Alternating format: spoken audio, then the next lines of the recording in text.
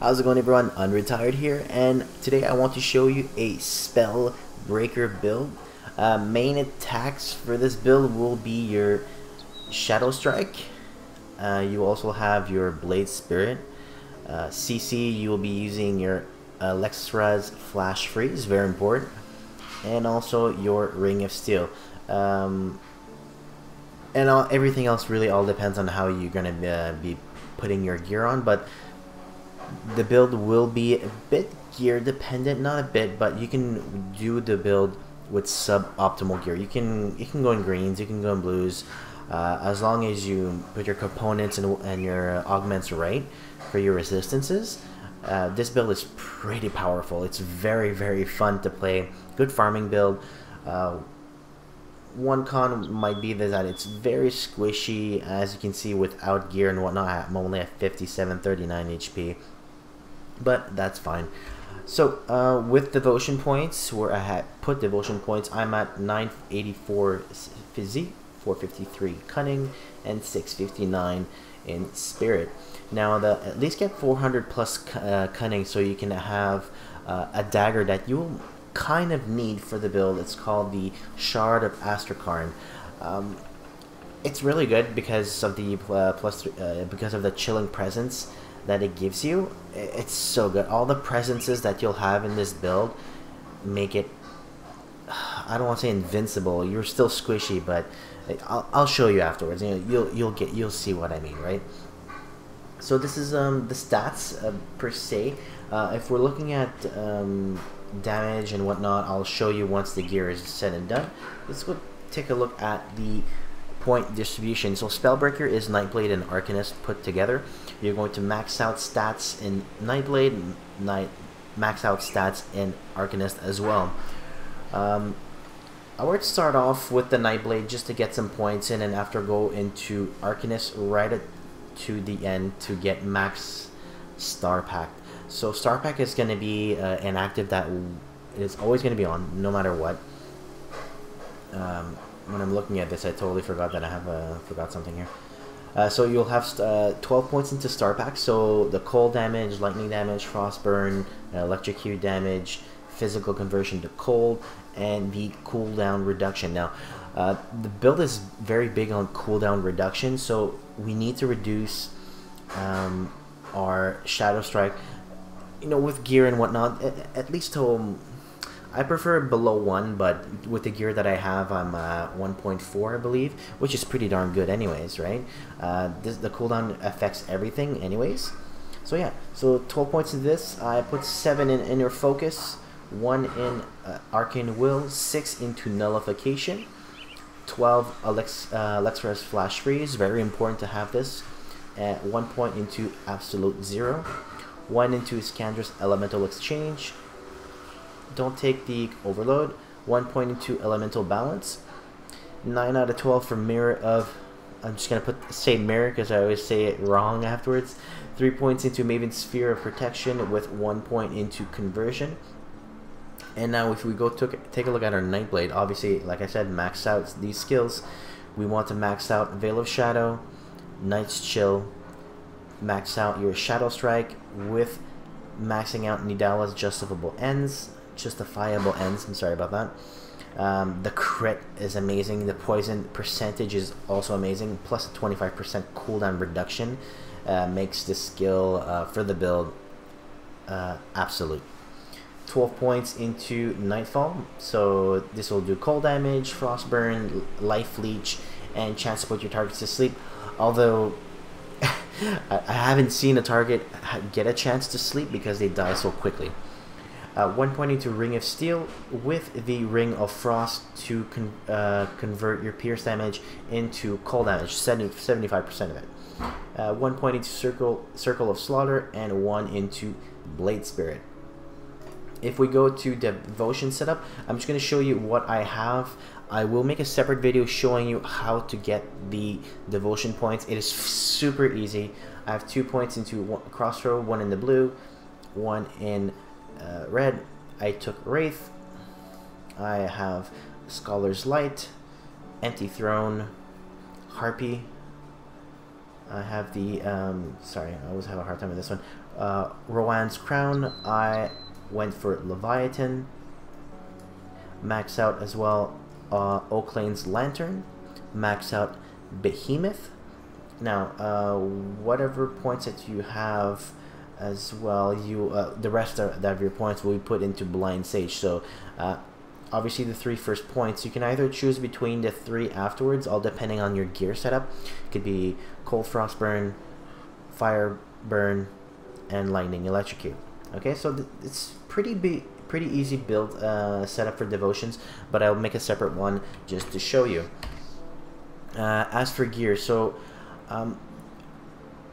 Shard of Astrakhan, pretty much you need this for the build. I mean, you can be a drop, but once you have this and you're in Elite, it's easy mode. Seriously, it's really easy mode. It's only a level 50 item. You're gonna mow through Elite very easily with this item alone. I have the Tome of Arcane Wastes. You know, cooldown reduction. I didn't get the best cooldown reduction roll on it. However, the plus 31 all damage, plus 9 crit damage makes it super good. Anyways, I did put, it does give you Chill Aura as well, so we get 2 auras. Chilling Presence with our Haunted Steel, Bloodthirster. We have our granted skill, which is Obliteration, which is crap. I don't never use it. And my component Coldstone, which gives us Chill Aura. I should have told you that in the first place. That's all I have for a helm, is the Clairvoyant's Hat. If you don't have it, make do with what you have. I have a Death Marked Shoulder Guard. All right, so it does give us plus 2 to Nightblade skills, which is very important. Cold, Frostburn damage as well. I took Venom Spine Greaves. You can go for Golem's Blood Greaves if you prefer.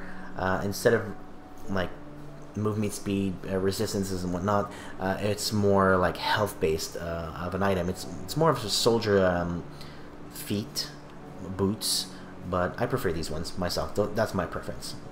I have Viper Fang Grips. Again, this is more of a hybrid gloves, but the poison acid, defensive ability, and plus 13 dollars hidden hand makes it indispensable for my preference anyways. I have Blade Breaker Sash. Now you can either put a Blade Breaker Best in Slot Blade Breaker Sash, or you could put a Spellbreaker Waistguard. I preferred the Blade Breaker Sash. That's my personal preference. If you go for this or you have something else, try it out. Let me know in the comments as well if something that works out for you. I took the Frost Dread Cuirass. It does give me plus 2 to Star Pack, which is a skill that I really wanted to boost up. And it gives me plus 2 to Amarast's Blade Burst that I don't use, so that's pretty useless. But the rest of the stats are quite good. It does give us a Frost Dread Presence as well, another very good Cold Aura. And for legs, I found that this one was the best one for the build itself, Empowered Leg Plates of Valor. It's dropped so many times for me. The amount of health, the defensive ability, physical resistance, pierce, and bleeding resistances really make it very good for the build. Now, for Relic, I took Nemesis for the plus 1 to Nightblade skills. However, you can choose to take Iskandra's Exchange, which is more for the Arcanist side. For my medal, I have Badge of Mastery. Now, this is not really the badge that I wanted. It's just I don't have the other badge. The other badge gives us enormous stats in our cold and frostburn damage, resistances as well. Not as much as this one. No medal can beat this one anyways in resistances, but the plus 19 to all damage kind of makes up for it anyways. For medals, for amulets, there are many other ones that you could take. However, I prefer the plus 1 to skills, elemental resistances. The 12% crit on this make it very good for the build, especially for the devotion skills that we have. It'll proc almost all the time. Now for rings, try to get the Closed Fist of Vengeance. As you can see, the stats are pretty good. and the Open Hand of Mercy. So this is a 2-ring set. Once you have the 2-ring set, your health regens by 60%, and it grants you a skill called Sealed Fate, 100% chance on critical attack, which is why we do have lots of crit as well. You seal the fate of your foes, confident in your judgment you cast upon them. So this is pretty good. I mean, I chose these 2 rings. You can go for other rings that give you more health, or you can go for rings such as the Band of Eternal Haunt, just like this one here on the right side. Yeah, but that's pretty much it. I mean, once we put up our there you go. So we have our star pack, we have our Chill Presence Aura, Iskander's Elemental Exchange, Frost Dread Presence, and our Chill Aura. So let's go take a look at our stats. So we're at 1005, 553, 781. Look at my Shadow Strike. So 28, 110 to 31, 492. That's just the Shadow Strike. That's not speaking of our cold damage. So look at our cold damage modifier, plus 1292%, which is amazing. Lightning is at 584, and burn, yeah, frost burn 997, which is really good. Electrocute 409. We're concentrating more on the cold, but we do have poison as well, and the poison does that Nidalis hand does have the cooldown reduction at the same time. Defensive skills, retaliation, you know what, it's all good and said, but at the end of the day, our resistances are pretty good. We're in the 80s here. Yeah, not too bad for lightning, but in game we don't have too many mobs that do lightning unless it's a special mob. Poison resistance 75, 80% pierce, 83% bleeding, 72 vitality, 57% aether. Yeah, it's not too great, but oh well. 68% chaos. So let's go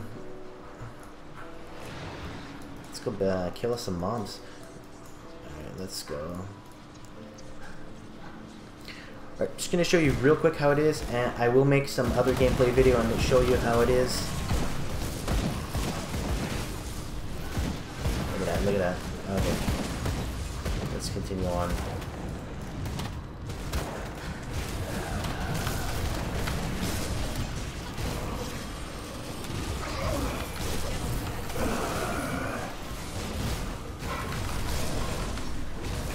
So as you can see, the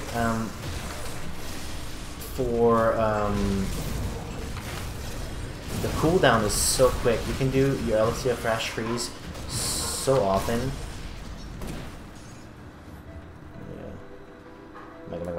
Where's all the mobs?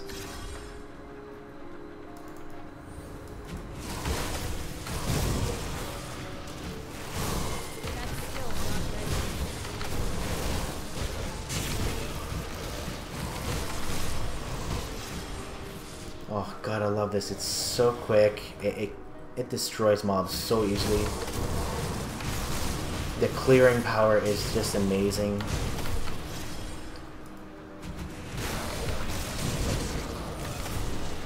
And your reflect cooldown is so low, you can do it very often. Alright, let's go.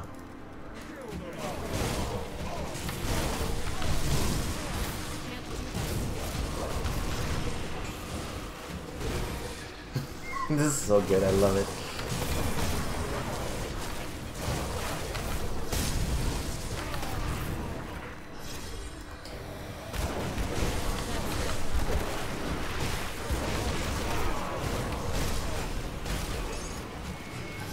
Look at that. See how the clearing power is? It's just amazing. And I'll make a video dungeon, and I will make the devotion video as well for you guys, just so you know where you can get your